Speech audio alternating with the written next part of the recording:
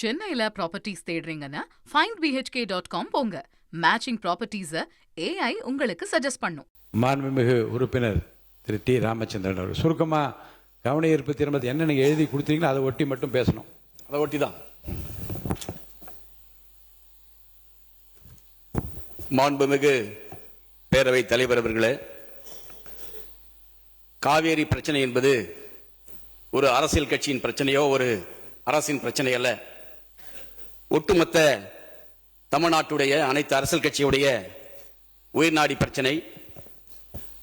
காவேரி பிரச்சனையில் கருத்தியல் ரீதியாக கொள்கை ரீதியாக மாறுபட்ட கருத்துக்கள் இருந்தாலும் இந்த அவையில் தொடர்ந்து 2014, 2015, 2018, 2022, 2026 காலகட்டங்களிலே காவேரி பிரச்சனைக்காக ஒத்த கருத்தோடு தீர்மானத்தை அனைத்து அரசியல் கட்சிகளும் ஆதரித்திருக்கின்றன.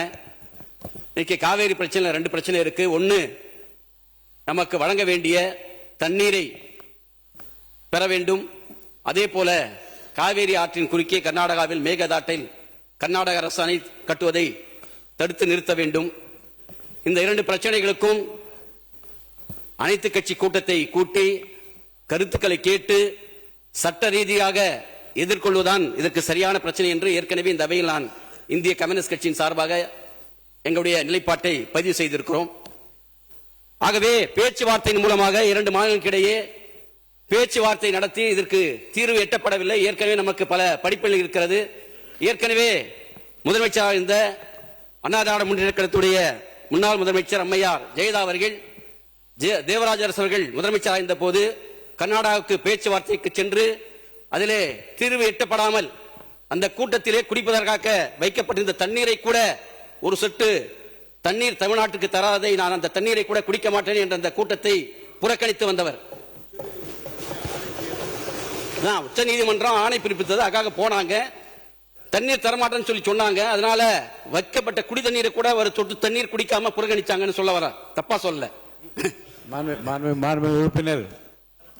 உறுப்பினர் நீங்கள் கொடுத்திருக்கிற அந்த தீர்மானத்தை ஒட்டி பேசுங்க சொல்வது காரணம் என்ன? இருங்க, இரு மாநிலங்களுக்கிடையே இரு மாநில மக்களுக்கிடையே பல்வேறு நிகழ்வுகள் நடந்திருந்தாலும் அவற்றையெல்லாம் நீங்கள் திரும்ப திரும்ப சொல்வதன் மூலமாக எந்த இடத்திலும் வெறுப்புணர்வு வளராமல் பார்த்துக் கொள்ள வேண்டிய கடமை நமக்கு இருக்கிறது. அதெல்லாம் தண்ணி குடிக்கல நிகழ்வுகளை சொல்லாமல் நீங்கள் கொடுத்திருக்கிறது என்ன கொடுத்திருக்கீங்க? காவிரி ஆற்றின் குறுக்கே கர்நாடகம் மேகதாது அணை கட்டுவதை தடுத்து நிறுத்தி காவேரியிலிருந்து தமிழ்நாட்டுக்கு தண்ணீரை சட்ட ரீதியாக பெற வேண்டிய அவசியம் குறித்து இல்ல. அதனால மற்ற கர்நாடக அரசு அங்க நடந்த நிகழ்வு இதெல்லாம் விளக்கமா சொல்ல வேண்டிய அவசியம் இல்லை. பொதுமக்கள் மத்தியில் ஏற்பட்டுள்ள பதட்ட நிலை குறித்து கவனத்தை ஈர்த்து அமர்கிறேன் தான் அனுமதிக்கணும். ஆனால் பிரச்சனையினுடைய தீவிரம் குறித்து அவசியம் குறித்து நான் பேச அனுமதித்திருக்கிறேன். சுருக்கமா பேசி முடியும். உரிமைக்காக நான் சொல்ல வரேன். நம்முடைய மாண்பு முதலமைச்சர் வந்து நல்லெண்ணத்தோடு விவசாயிகளை பாதுகாக்கணும் சொல்லி பேச்சுவார்த்தை நடத்த அவமானம் தாங்கினால் கூட பேச்சுவார்த்தை நடத்தி உரிய நீரை பெற்றுத்தரணும் சொல்லி நல்ல முயற்சி எடுத்தாரு. ஆமா, சென்னையில ப்ராப்பர்ட்டிஸ் தேடுறீங்கன்னா findbhk.com போங்க. மேட்சிங் ப்ராப்பர்ட்டிஸை AI உங்களுக்கு சஜஸ்ட் பண்ணும்.